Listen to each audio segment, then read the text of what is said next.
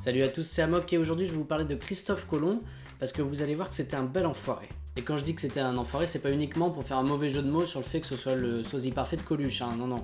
Vous allez voir qu'il n'était pas hyper cool. 1492, durant le voyage qui va lui permettre de découvrir l'Amérique, Christophe Colomb a menti à absolument tout son équipage. Alors même s'il savait pas qu'il allait découvrir l'Amérique parce qu'il était censé arriver en Asie, il savait que le voyage allait être très long parce qu'il y avait énormément de distance à parcourir.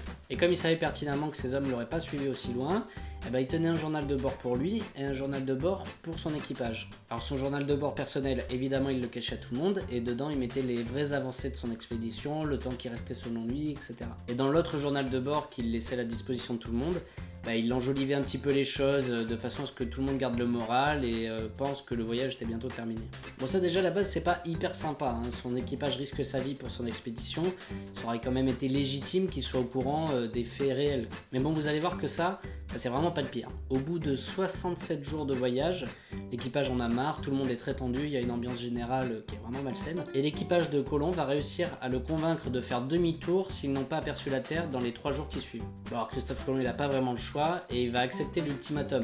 Mais il va aller plus loin que ça. Il va promettre une grosse prime à la première personne qui apercevra la Terre. Et justement, comme de par hasard, juste avant la fin de l'ultimatum, il y a un certain Rodrigo de la Triana qui est sur le pont de la Pinta et qui en pleine nuit va apercevoir la Terre. Alors là, il va falloir s'imaginer 2 secondes ce qui se passe dans la tête de Rodrigo. Ça fait à peu près 70 jours qu'il est en mer avec tous ses compagnons, et puis avec les conditions de navigation de l'époque, hein, c'était pas facile. Et là, il voit la Terre, donc il se dit jackpot. Déjà, il voit la Terre, elle est juste là, donc il se dit c'est bon, le voyage est terminé, on va pouvoir poser les pieds au sol.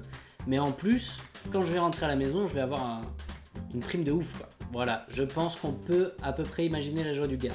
Donc il se met à crier terre, terre pour réveiller tout le monde.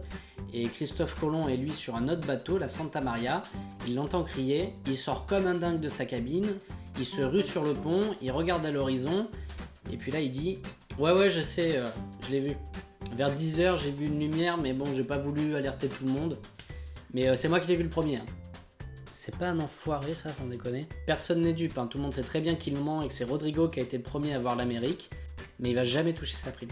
Et puis Rodrigo, faut croire que c'était un sacré poissard, hein, parce qu'on sait à peu près rien de lui, sauf ce qui est écrit dans le journal de bord de Christophe Colomb. Mais il semblerait que son père ait été brûlé parce qu'il commerçait avec les juifs. Et donc il aurait été tué pendant que Rodrigo faisait ce fameux voyage. T'imagines le mec qui rentre chez lui, ah chérie tu vas jamais me croire, c'est moi le premier qui ai vu l'Amérique, je devais toucher une prime mais je l'aurais jamais, qu'est-ce qui peut m'arriver de pire? Bah justement c'est marrant que tu dises ça, ton père a été brûlé vif. Ah ok d'accord, super.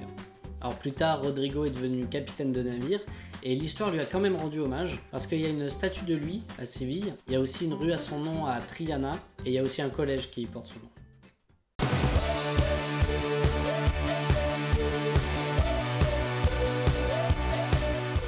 Il faudrait que je fasse un jeu de mots sympa pour la vignette. Qu'est-ce que je pourrais mettre?